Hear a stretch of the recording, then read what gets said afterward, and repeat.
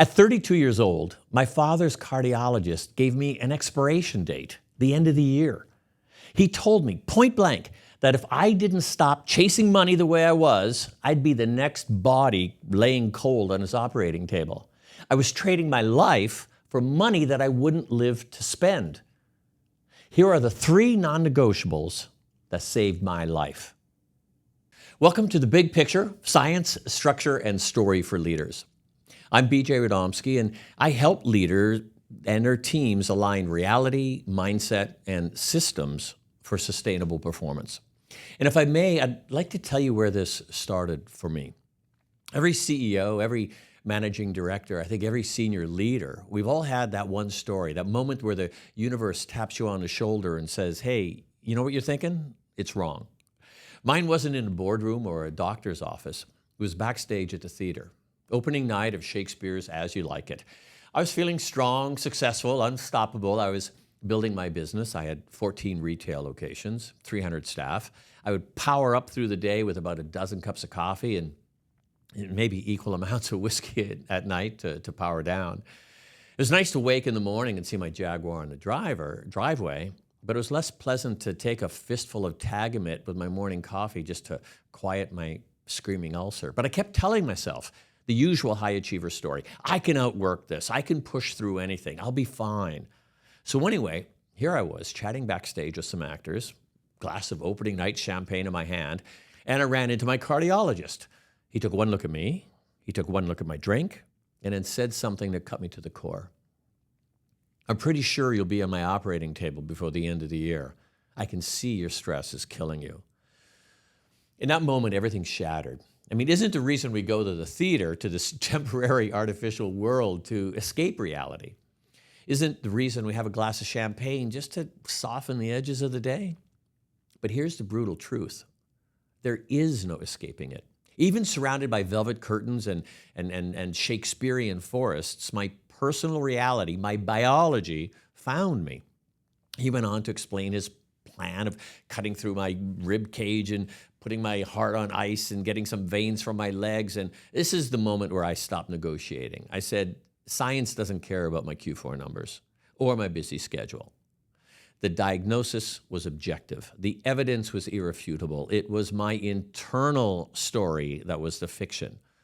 And that's when I learned the first brutal law of leadership, which is your internal story makes a lot of promises, but science will always come to collect the debt. My transformation, the one would later define my career, began only when I made a crucial executive decision. I stopped arguing with reality and I started designing my life around reality. The exact same misalignment that almost cost me my life, certainly cost me my health and my business, is the quiet culprit behind toxic cultures, failed strategies, and collapse of companies. And the CEO is often the last person to see it coming. The decision to change is the root of what I call the 3S framework. Now, let's zoom out from the personal to the organizational. I mean, that's why you're here. Here's the uncomfortable truth that no one really teaches us in business school. Most leadership failures don't happen because of a crisis. They happen because the leader was the last person in the organization to see the truth. Your team sees it, your customers see it, your competitors definitely see it. But leaders, especially successful ones, often cling to outdated stories long after the evidence has changed. If you want to know whether your leadership is at risk, ask yourself one question. Where am I still believing my story instead of the data? Because once you're emotionally invested in a narrative, you'll defend it long past its expiration date. Leaders don't fail because they're not competent. They fail because they trust their feelings more than their metrics. And this is human, but it's deadly when it's taken to scale. And why? Because human psychology is built for comfort, not accuracy. Your internal map, your beliefs, your fears, your motivations, your assumptions, they shape your perception far more powerfully than the external reality does. That's why brilliant, well-intentioned leaders can misread threats. They underestimate their competitors. They overestimate their team's capacity. Every major leadership collapse starts with a tiny, subtle, misaligned story. It feels harmless in the moment, like a rounding error, but it quickly compounds into a culture-wide policy, really, of deception. Think of the Kodak story that the world will always prefer film to digital. That didn't work out. The only proven antidote is to stop mixing up reality and self-talk with the actual systems that run the business. And that brings us to the simple framework that will guide the entire series that I'm inviting you to now. Why do I call it the 3S framework? Look, when you're talking about organizational strategy and operations and human behavior, the language usually gets dense and muddy. I've seen enough models that basically need their own dictionary. But the 3 S's, science, story, and structure, are simple labels for the 3 non-negotiable forces that determine whether you win or lose.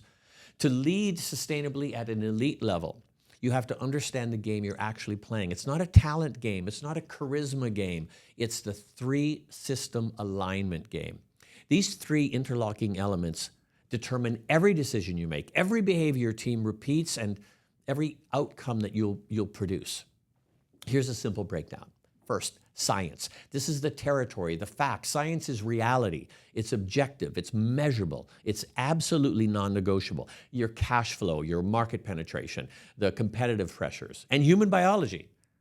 It's the energy of your people. It's the physics of high performance. Science is the truth, period, whether you like it or not.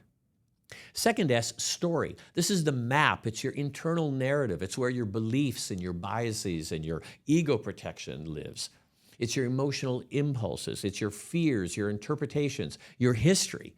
The problem is that your map feels real, but it's almost never 100% accurate. It will distort reality because your brain prefers comfort over confrontation. And the third S is structure. These are the systems that are designed between the messy territory out there and your messy map in here. It's the system you build that forces you to align with reality when your story desperately wants to take a shortcut. Structure is rules, routines, processes, cadence, boundaries, accountability loops, your meals, your sleep. These are all structure. It's how the wise leader protects themselves from their own worst instincts. The greatest, most consistent leaders in the world are not the ones with the strongest willpower.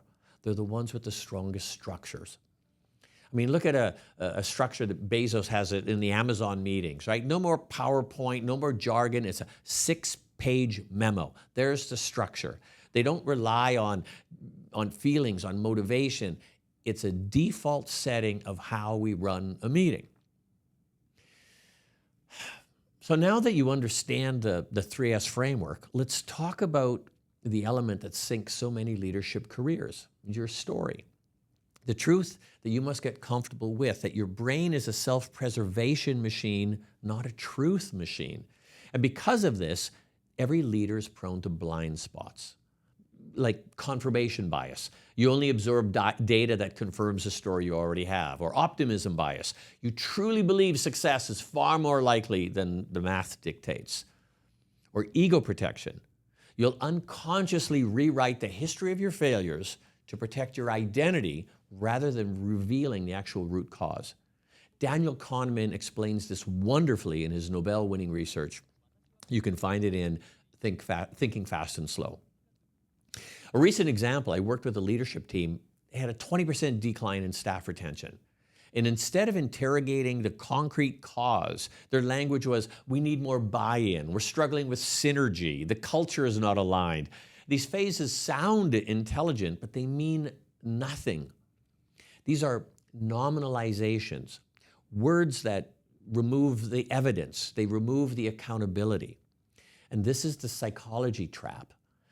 Leaders they use language instead of clear data.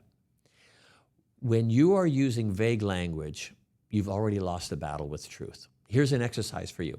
Think back to a time when a manager of yours said, I need to give you some feedback, maybe in a text or an email. Vague message, but what story did you tell yourself? And this is why science and clarity is non-negotiable. Your psychology will always drift unless something anchors it, unless something corrects it. You remember when the United States was pushing tariffs onto China, China retaliated by blocking shipments of rare earth minerals. That was a brick wall for the supply chain for Elon's rockets and Sam Altman's AI and NVIDIA's chips. This is the science part of leadership. Science doesn't care about the story or the inspiration. You can have a brilliant strategy. You can have world-class talent. But if your energy system is depleted individually or organizationally, execution collapses. This is why burnout will take down high performers. It's why leaders who push through eventually break down. Health, culture, the business itself all follow these rules. Science is the unforgiving part. Here's where great leaders are different from average leaders. They don't run on feelings, they don't run on narratives, they don't run on assumptions. Only what you can see, what you hear, what you can measure. What metric moved? What deliverable slipped? What agreement broke? This is leadership grounded in the territory, not the wishful thinking of their story. The later you confront the reality, the more expensive the consequences. Now here's why structure always wins. So if your story is the smooth-talking narrator and science is the cold, hard truth, structure is the bridge between these two. Structure exists for one purpose, to transform your best intention, your story, into consistent execution. And many leaders overestimate their motivation. They completely underestimate the need for structure. Motivation is a powerful spark to get us going. The story is important for culture, for inspiring confidence and motivating your team, but it's not enough. It's unreliable to build a business on that. Elite leaders engineer their behavior through the structure. They have a strategic cadence. Your calendar becomes your architecture. Your routines enforce your priorities. You have execution over emotion. You don't ask, do I feel like it? You ask, does the system requirement?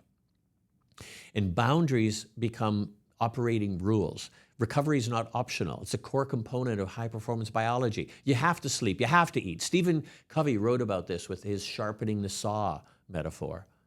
When the structure is properly designed, discipline becomes irrelevant.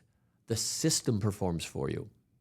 This is how leaders successfully scale themselves. This is how culture becomes predictable engines of results. It's how excellence stops being a miracle and starts being normal. This first episode lays the entire foundation for the rest of the series. Here's the big picture boiled down. Science gives you the truth. Your story distorts the truth, positively or negatively. Structure keeps you aligned with the truth. If you're a senior leader and you're responsible for scaling results, shaping culture, or navigating the complexity of the business world, you already know that your gut instinct isn't enough to get you there. Reaction won't get you there. Motivation is inconsistent. Only a system will. And this channel exists to help you install that system, one actionable, data-driven episode at a time. I'm BJ Radomski. Be a better leader, lead a better life. Welcome to the big picture.